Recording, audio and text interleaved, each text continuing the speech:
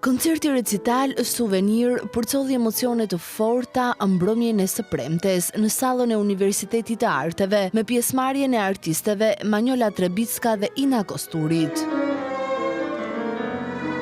Programi solli një udhëtim përmes krijimeve të kompozitorëve Debaz dhe Elgar, duke kulmuar me 2 kompozime origjinale të vetë violinistes që përmbledhin frymën reflektuese dhe lirike të recitalit.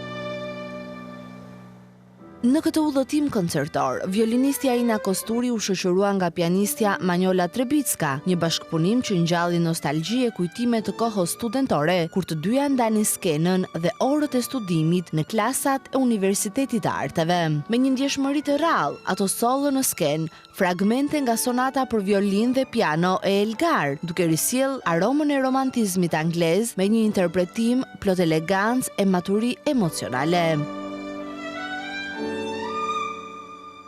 Koncerti u prit me ngrohtësi nga publiku i kryeqytetit.